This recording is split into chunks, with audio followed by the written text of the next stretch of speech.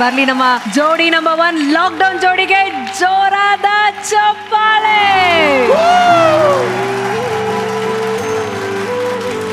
ಪ್ರಜ್ಞಾ ಅವರೇ, ಜೋಡಿ ಶೋಗ್ ಬಂದು ಏನ್ ಪಡ್ಕೊಂಡ್ರಿ ನೀವು? ಯಾವಾಗಲೂ ಇವರಿಗೆ ಸ್ಟೇಜ್ ಸಿಗಬೇಕು, ಇವರಿಗೊಂದು ಅವಕಾಶ ಸಿಗಬೇಕು ಅಂತ ಯಾವಾಗಲೂ ಪ್ರೇ ಮಾಡ್ತಿದ್ದೆ. ಇವತ್ತು ಇವ್ರ ಜೊತೆ ನನಗೆ ಒಂದು ಸ್ಟೇಜ್ ಸಿಕ್ಕಿದೆ. So thank you Zee Kannada, thank you Jodi number 1. Jodi number 1 ಅವಕಾಶ ಬಂದಾಗ ನಾನು ಎಲ್ಲ ರಿಯಾಲಿಟಿ ಶೋ ಎಲ್ಲ ಮಾಡಿ ಊರಲ್ಲಿ ಹೋಗಿ ಸೆಟ್ಲ್ ಆಗೋಣ ಅನ್ನೋ ಪ್ಲಾನ್ ಅಲ್ಲಿ ಇದ್ದೆ. ಊರಲ್ಲಿ ಇರೋದಕ್ಕೆ ನಂಗೆ ತುಂಬಾ ಇಷ್ಟ. ಅಲ್ಲೇ ಒಂದ್ ಸೆಟಪ್ ಮಾಡಕ್ ಆಗತ್ತ ನೋಡು. ಅದೇ ಊರ್ ಬಿಟ್ಟು ಈ ಜೋಡಿ ನಂಬರ್ 1 ಶೋಗೋಸ್ಕರ ಯಾರು ಬೆಂಗಳೂರಿಗೆ ಬರ್ತಾರೆ ಅಂತ. ಹಂಗಲ್ಲ ಮತ್ತೆ ನಂಗೆ ಜಿ ಕನ್ನಡದ್ದು ಇಷ್ಟ ಆಗ್ಲಿಲ್ಲ. ಹಂಗಲ್ಲ ಹೇ ಸಾರ್, ಅದನ್ನೆಲ್ಲ ಹೇಳಿಕ್ಕೆ ಆಗ್ತದ? ಅದನ್ನ ಹೇಳಕ್ ಆಗ್ತಿರೋಂತ ವಿಷಯ. ಅಂದ್ರೆ ಏನ್ ಬೇರೆ ಚಾನಲ್ ಅಲ್ಲಿ ಕೆಲಸ ಮಾಡ್ತಿದ್ದೀರಾ? ಅಂದ್ರೆ ಊರಲ್ಲಿರೋಣ, ಇಲ್ಲಿ ಯಾಕೆ ಬರೋದು ಸುಮ್ನೆ ಅಂತ. ಅದೇ ನಾನು ಹೇಳಿದೆ ಆಗ್ಲೇ. ಅಲ್ಲಿ ಕೆಲಸ ಇಲ್ದೆ 4 ಜನ ಕೂತಿರ್ತಾರೆ, ಸುಮ್ನೆ ಅವ್ರ ಮುಂದೆ ಹೋಗಿ ಏನ್ ಕುಣಿಯೋದು ಅಂತ. ತಪ್ಪೆಲ್ಲ ಮಾತಾಡುದಿಲ್ಲ. ನನ್ನ ಬಗ್ಗೆ ನಾನು ತಪ್ಪು ಹೇಳ್ತೇನೆ, ಬೇರೆಯವ್ರ ಬಗ್ಗೆ ಹೇಳೋದಿಲ್ಲ. ನಾನು ಆಕ್ಚುಲಿ ಸೆಟಪ್ ಎಲ್ಲ ಅಲ್ಲೇ ಹಾಕಿ, ಸೆಟ್ ಎಲ್ಲ ಅಲ್ಲೇ ಊರಲ್ಲೇ ಹಾಕಿ ಅಂತಿದ್ದೆ. ಏನೋ ಚಾನಲ್ ಅವರು ನಮ್ಮ ಮನೆಗೆ ಬಂದು ಸಖತ್ ರಿಕ್ವೆಸ್ಟ್ ಮಾಡ್ಕೊಂಡ್ರು. ಬೆಂಗಳೂರಲ್ಲಿ ಇದ್ರೆ ಸುಮಾರು ಜನ ಕೆಲಸ ಮಾಡ್ತಾರೆ, ಇಲ್ಲೇ ಮಾಡೋಣ ಅಂತ ಕೇಳ್ಕೊಂಡ್ರು. ಅದಕ್ಕೋಸ್ಕರ ಇಲ್ಲಿ ಹಾಕ್ಸಿದಷ್ಟೇ. ಇಲ್ಲಾಂದ್ರೆ ಅಲ್ಲೇ ಇದ್ದಿದ್ದು ನನ್ನ ಪ್ಲಾನ್. ನನಗೋಸ್ಕರ ಅಲ್ಲಿ ಬರ್ತೀನಿ, ಇದನ್ನ ನಾನು ನಂಬಬೇಕು. ಈ ಲಾಕ್ಡೌನ್ ಜೋಡಿಯ ಒಂದು ಜರ್ನಿ ಹೇಗಿತ್ತು ಅಂತ ನೋಡ್ಕೊಂಡು ಬರೋಣ. ವಿಟಿ ಪ್ಲೀಸ್. ಯಾವಾಗ್ಲೂ ನೀವೇ ಮಾತಾಡ್ತಿರ್ತೀರಾ, ಇವತ್ತು ನಾವು ಶುರು ಮಾಡ್ತೀವಿ. ಕಂಟೆಂಟ್ ಎಲ್ಲ ಮಾಡ್ತಾ ಇದ್ರು. ಸೊ ನನಗೆ ಇವರ ವಿಡಿಯೋಸ್ ಅಲ್ಲಿ ತುಂಬಾ ಇಷ್ಟ. ನಾನು ಇವರ ಫ್ಯಾನ್ ಆಗಿದ್ದೆ, ಫಾಲೋ ಮಾಡ್ತಿದ್ರೆ ಎಲ್ಲ ಕಂಟೆಂಟ್ ಎಲ್ಲ. ಕೋವಿಡ್ ಟೈಮಲ್ಲೇ ಇವಳು ನನ್ಗೆ ಸಿಕ್ಕಿದ್ದು, ಇವಳ ಜೊತೆ ನಾನು ಮದುವೆ ಆಗಿದ್ದು, ಮತ್ತೆ ಎಲ್ಲ ಆಗಿದ್ದು. ನನ್ಗೆ ಹೇಗಾಗಿತ್ತು ಅಂದ್ರೆ, ಮದುವೆ ಟೈಮಲ್ಲಿ ನನ್ನ ಹತ್ರ ದುಡ್ಡೇ ಇರಲಿಲ್ಲ. ಬಟ್ ಆಫ್ಟರ್ ಇವಳು ಮದುವೆ ಆದ್ಮೇಲೆ ಆ ಫೇಮು, ಪಾಪ್ಯುಲಾರಿಟಿ ಜೊತೆಗೆ ಲಕ್ಷ್ಮಿನೂ ಒಳ್ದು ಬಂದಾಳೆ. ಎಲ್ಲ ತುಂಬಾ ಖುಷಿಯಾದ ಜೀವನ ನಡೆಸ್ತಾ ಇದೆ.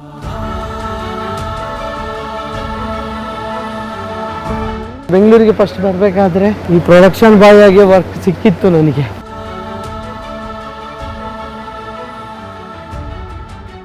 ಯಾವತ್ತು ಕೆಲಸ ಮಾಡಿದವರಲ್ಲ. ನಾನು ಯಾವಾಗಲೂ ಬೈತಾ ಇರ್ತೀನಿ, ನಂಗೊಂದು ಸ್ವಲ್ಪ ಹೆಲ್ಪ್ ಮಾಡಿ, ಕೆಲಸ ಮಾಡಿ ಅಂತ. ಬಟ್ ಬೇಡವ್ರು ಕೆಲಸ ಮಾಡೋದು. ಹೆಮ್ಮೆ ಪಡ್ತೇನೆ, ಯಾಕಂದ್ರೆ ಎಲ್ರು ಇಂಥ ಒಳ್ಳೆ ಗಂಡ ಪಡಿಲಿಕ್ಕೆ ತುಂಬಾ ಪುಣ್ಯ ಮಾಡಿದ್ವಿ ಅಂತಾನೆ ಹೇಳ್ತಾರೆ ಊರಲ್ಲೆಲ್ಲ. Love you. Love you to.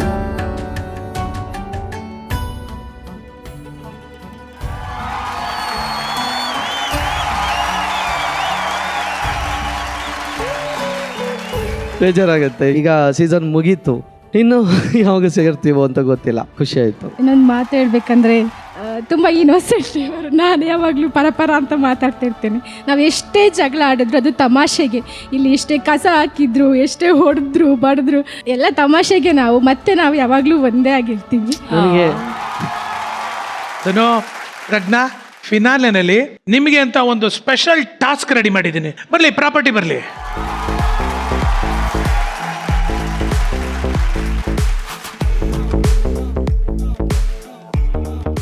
ನಿನ್ನೆ ರಾತ್ರಿ ಕತ್ರಗುಪ್ಪೆ ಆಫೀಸಲ್ಲಿ ಬೆಳಗಾನ ಕೂತ್ಕೊಂಡು ನಿಮಗೆ ಅಂತ ಸ್ಪೆಷಲ್ ಆಗಿ ರೆಡಿ ಮಾಡಿಸಿರೋಂತ ಪ್ರಾಪರ್ಟಿ ಇದು. ಇದನ್ನು ಒಂದ್ಸಲ ಗಂಟೆ ಹೊಡೆದ್ರೆ ಪ್ರಜ್ಞಾನ ಹೊಗಳ್ತಾ ಇರ್ಬೇಕು. ಮತ್ತೆ ಇನ್ನೊಂದ್ಸಲ ಗಂಟೆ ಹೊಡೆದ ತಕ್ಷಣ ಬಾಯಿಗೆ ಬಂದಂಗೆ ಇಷ್ಟ ಇಲ್ಲದೆ ಇದ್ರು ಬೈಬೇಕು. ಫಸ್ಟ್ ಧನು ಆಡ್ತಾನೆ, ಆಮೇಲೆ ಪ್ರಜ್ಞಾ. ಓಕೆನಾ? 1 2 3 ಸ್ಟಾರ್ಟ್. ನನ್ನ ಹೆಂಡತಿ, ಅವಳು ನನ್ನ ಜೀವನ, ನನ್ನ ಶಕ್ತಿ. ಪ್ರಜ್ಞಾ ಅಲ್ಲ, ಅವಳು ನನ್ನ ಸಂಸಾರದ ಯಜ್ಞ. ಇವಳ ಜೊತೆಗಿದ್ರೆ ಯಾರಾದ್ರೂ ಇರ್ಲಿಕ್ಕೆ ಆಗುತ್ತಾ? ಇವಳೊಟ್ಟಿಗೆ ಜೀವನ ನಡ್ಸಕ್ಕಾಗತ್ತಾ? ಆ ಥರ ಹೇಳಕ್ಕಾಗತ್ತಾ? ನನ್ನ ಹೆಂಡತಿ ಅಂದ್ರೆ ಹೇಗೆ? ನನ್ನ ಮುದ್ದು ಅವಳು. ಅದೇನು ಮುತ್ತು ಅಂತಾರೇನ್ರಿ ಅದಕ್ಕೆ? ಆ ಮಾತು ಏನು ಮುತ್ತು ಅಂತಾರ? ಆ ಮುತ್ತಿಗೆ ಒಂದು ಬೆಲೆ ಇರುತ್ತೆ. ಆ ಮುತ್ತನ್ನ ಈಗ ನೋಡಿ ಅಂದ್ರೆ ಬೈಬೇಕಾದ್ರೆ ನೋಡ್ಲಿಕ್ಕೆ ಆಗ್ತದೆ ಸರ್. ಅದಕ್ಕೆ ಏನಾದ್ರು ಅಂತಾರ, ಏನ್ ಮಾತಾಡಿದ್ರು ಏನಾದ್ರು ಬೈಬೇಕು. ಇದನ್ನೇ ಹೇಳೋದು. ಇದಕ್ಕೆ ಮಾಳವಿಕಾ ಮೇಡಮ್ ಯಾವಾಗಲೂ ಅವಳನ್ನು ಹೊಗಳೋದು. ಆ ಡ್ರೆಸ್ಸಿಂಗ್ ಸೆನ್ಸ್ ನೋಡಿ, ಆ ನಿಲುವು ನೋಡಿ, ಯಪ್ಪ ದೇವ್ರೆ. ಅವಳಿಗೆ ಅವಳೇ ಅನ್ಕೊಳ್ಳೋದು, ನಾನು ಹೀಗೆ ಸುಂದರಿ, ನನ್ನನ್ನು ಯಾರು ಮೀರಿಸೋದಿಲ್ಲ. ಮ್ಯಾಮ್ ಹೊಗಳ್ತಿರ್ತಾರೆ. ಅವ್ರಿಗೆ ಅವರು ಹೊಗಳ್ಳಿ. ಯಾಕೋ ಓ, ನಾನು ನಿಮಗೂ ಬೈಬೇಕು ಅಂದ್ಕೊಂಡ್ರಿ. ಇಲ್ಲ ಮೇಡಮ್, ಇಲ್ಲ ಮೇಡಮ್, ಸಾರಿ.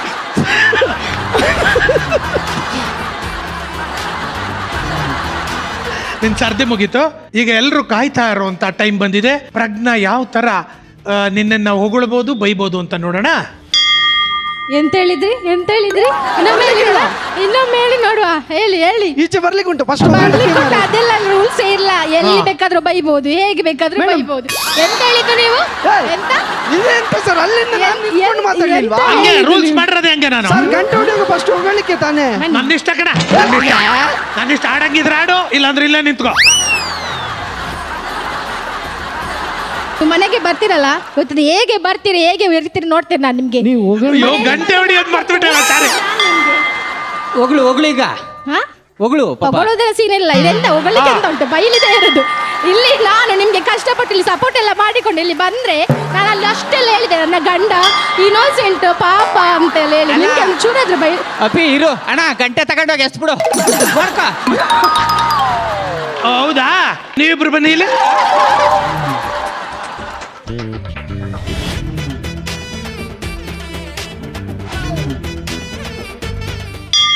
ನನ್ನ ಹೆಂಡತಿ ಅಂದ್ರೆ ಬಂಗಾರ ಸರ್. ಇಂಥ ಬಂಗಾರನ ಪಡೆಯೋದಕ್ಕೆ ನಾನು ಪುಣ್ಯ ಮಾಡಿರ್ಬೇಕಿತ್ತು. ಎಷ್ಟು ಚೆನ್ನಾಗಿ ಹೇಳ್ತಾರೆ ನನ್ನ ಹೆಂಡತಿ. ಇದು ಒಂದು ಮಕ್ಕವ ಇದು. ಈ ಮಕ್ಕನ ಬೆಳಗ್ಗೆ ಎದ್ದು ನೋಡ್ಬಿಟ್ರೆ ಹಂಗೆ ಗಾಬರಿ ಬಿದ್ದು ಮೂರ್ಛೆ ಹೋಗ್ತದ ಬಿಡ್ತೀನಿ ನಾನು. ಕನ್ನಡಕ ಹಾಕೊಂಡು ಈ ಅಂದನ ಕನ್ನಡಕದ ಒಳಗಿಂದ ನೋಡಿರೋದು ನಾನು. ಅದಕ್ಕೇನೆ ಈ ಅಂದ ನನ್ನ ಮನ್ಸಲ್ಲಿ ಇರೋದು. ಎಷ್ಟು ಯಾವನಿಗೆ ಬ್ರೇಕ್ರಿ ಅಂದ? ಒಳ್ಳೆ ಮಂದ ಸಿಕ್ಕೈತೆ ನನಗೆ.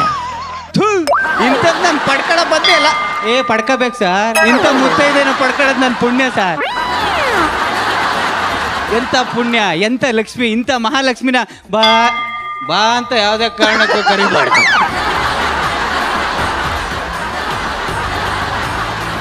ಮಾತೆತ್ತಿರ ವಟ ವಟ ವಟ ವಟ ವಟ ಅಂತ ಸಾಯ್ತಾರೆ. ಶಾಬಾಸ್. ಕುಸುಮಾ, ಶುರುನಮ್ಮ. ಉಗಳದು ಇಡೀ ಶೋನಲ್ಲಿ ನೀನೇ ಕಳ್ಸಾ ಇದ್ದಂಗೆ. ಎಂಥ ಮುದ್ದಾದ ಮುಖ ಅಂತ ಅಂದ್ರೆ ನೋಡ್ತಾ ಇದ್ರೆ ಪ್ರೀತಿ ಮಾಡ್ಬೇಕು ಅನ್ಸತ್ತೆ. ನಿನ್ ಜೊತೆನೇ ಇರ್ಬೇಕು ಅಂತ ಅನ್ಸತ್ತೆ. Thank you. ಯಾವಾಗ್ಲಾದ್ರೂ ನಿನ್ ಮಕ್ಕ ನೋಡಕ್ಕಾಗುತ್ತೆ? ನೋ ದರಿದ್ರವೇ ಮಕ್ಕನ ಅದು. ಮಕ್ಕ ತೊಳ್ಕೊಂಡ್ ಬಾ. ಮನೇಲಿ ಒಂದ್ ಕೆಲ್ಸ ಮಾಡಲ್ಲ. ಇಲ್ಲಿ ಬರೋರು ಎಲ್ಲರೂ ಕಮೆಂಟ್ ಮಾಡಿದಾರೆ ಮೇಡಮ್ ಅಲ್ಲಿ ಕುತ್ಕೊಂಡು ಶೋನಲ್ಲಿ. ಬರೀ ಇವ್ರು ಒಳ್ಳೆತನದ ಮಾತ್ರ ಕೇಳಿಸ್ಕೊಂಡಿಲ್ಲ ಮೇಡಮ್, ಎಲ್ಲರ ಬಗ್ಗೆ ಮಾತಾಡಿದ ನಿಮ್ ಬಗ್ಗೆ.